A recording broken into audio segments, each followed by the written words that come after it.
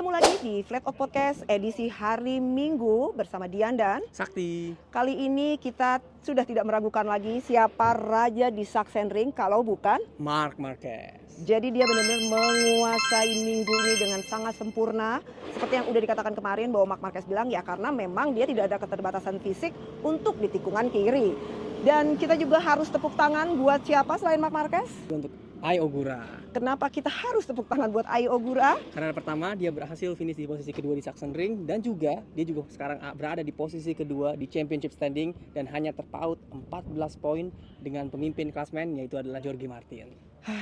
Ini kayak angin segar banget gak sih buat para pembalap Asia? Ditambah lagi di Red Bull Rockies Cup yang menang adalah Ramadipa. Dan sekarang di klasmen sementara Ramadipa ada di posisi ketiga.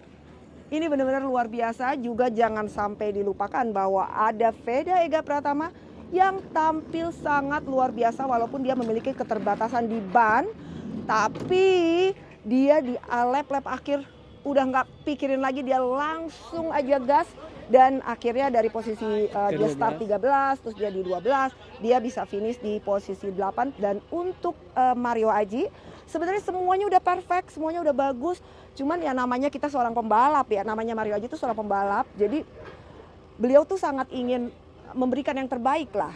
Betul. Ya kan, sampai akhirnya harus low side dan tidak menyelesaikan balapan. Tapi jangan salah, dia bukan tidak menyelesaikan balapan.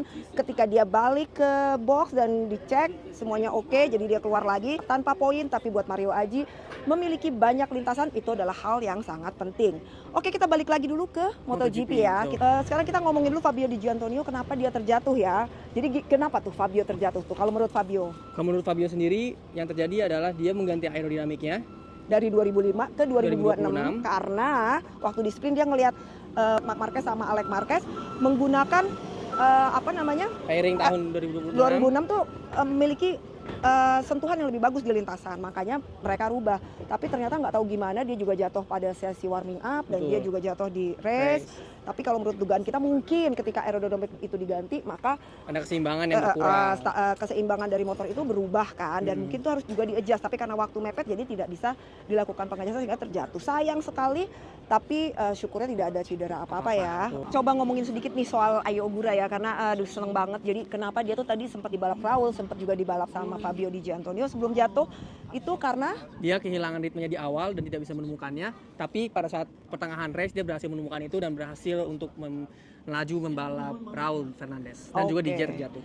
Dan dari itu juga dia mengatakan bahwa bannya itu ban medium belakang sih aman. Ya, dia bisa save. Tapi yang ban depannya itu awalnya dia nggak bisa save, tapi akhirnya dia bisa save dan itulah yang menyelamatkan dia bisa berada di posisi kedua. Jadi ini sebenarnya keren banget melihat dia juga ketika ditanya apa yang akan dia lakukan pada saat break nanti, dia bilang dia akan memancing. Kita bisa lihat sendiri ya kalau dia senyum pas dapat ikan sama dia ada di podium. Senyumnya lebih besar kalau dia lagi dapat ikan. Itu namanya adalah Ai Ogura. Dan Marc Marquez juga bilang bahwa untuk liburan musim panas ini dia hanya mengisinya dengan kegiatan-kegiatan relax aja karena buat mental. Buat mentalnya dia. Oke, gitu aja. Tapi sebelum kita tutup podcast kita kali ini, saya pengen banget ngasih teman-teman sedikit video-video saat di Parc Fermé. Waktu Ramadipa menang Waktu para Ramadipa menang juara 1 dan Indonesia Raya berkumandang di Jerman. Juga kita akan kasih sedikit interview dari Ramadipa. Dengerin ya teman-teman. Oke Ramadipa, ceritain ke kita, selamat banget atas kemenangan yang ditunggu-tunggu. Ya. Apalagi ke tahun kemarin kamu podium 2 di sini dan sekarang merasakan rasanya menang di sirkuit Sachsenring, sirkuit favorit kami. Sebenarnya minggu ini saya sedikit kesulitan karena tangan kiri saya yang habis jatuh itu sedikit sakit di pertengahan race karena semua tikungannya kebanyakan ke kiri, jadi ya sebenarnya sedikit struggle, tapi saya coba untuk improving lap by lap dan juga fokus dengan diri saya sendiri. Ya tentunya kemenangan ini menurut saya sangat berarti dan juga untuk mengembalikan semangat saya karena beberapa race ini kurang beruntung ya. Ini sangat memotivasi saya untuk mempertahankan performa yang sama untuk race-race yang selanjutnya.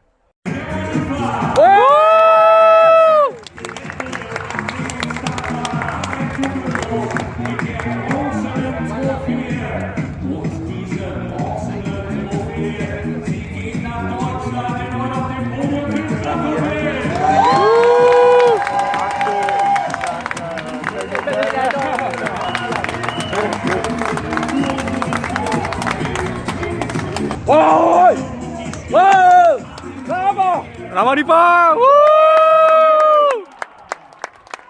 Yes, sir.